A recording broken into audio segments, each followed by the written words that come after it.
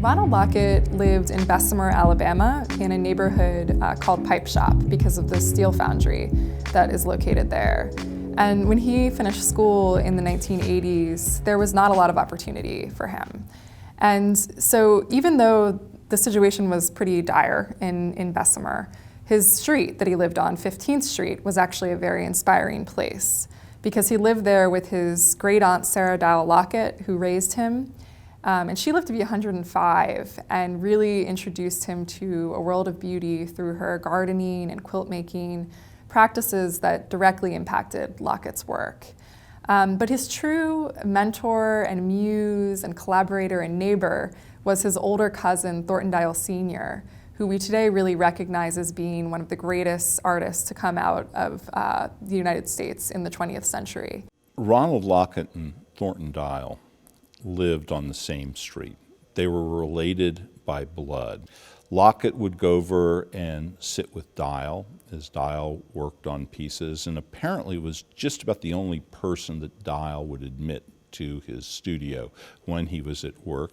And then Dial would go down the street and sit with Lockett, and they would comment upon each other's work and really drew heavily on each other's innovations. They really were two principal members of a larger school of artistic practice in the Birmingham-Bessemer area. My uncle was a big kind of like driving force into my artwork because I told him I wanted to go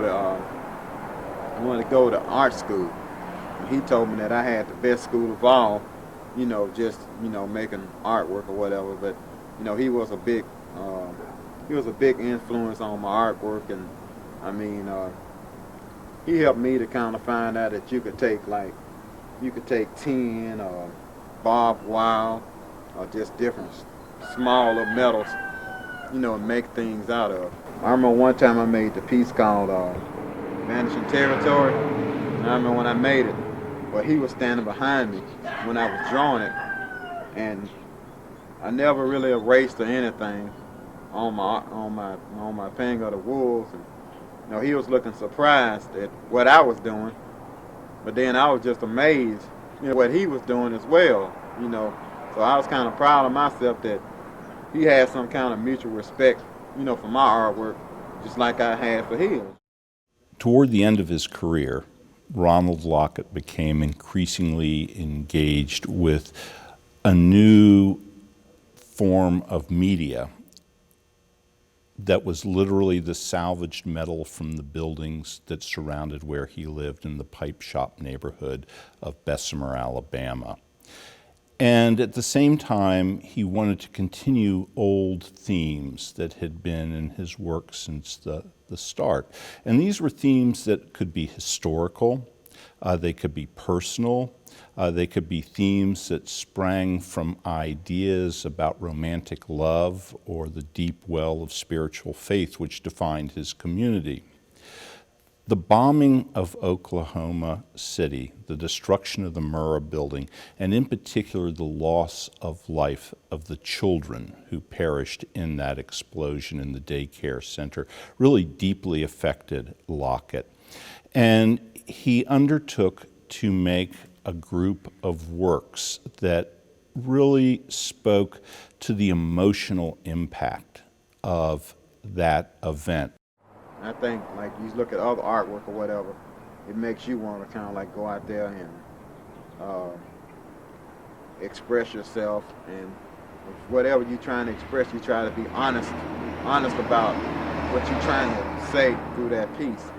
And that's what I try to do into my Oklahoma piece. I like how it came out because I didn't want to offend anybody that was kind of like connected to that tragedy, but if I did make a piece, I like it to be some kind of way of expressing, how those people might have felt, through that piece. Lockett's work really moves between the deeply personal and the broadly historical. Some works are directly referencing experiences that he or his family members had, while others are about events and often traumas that really occurred on a national or global scale. I think Lockett had a very deep sense of empathy with his fellow men, women, and animals.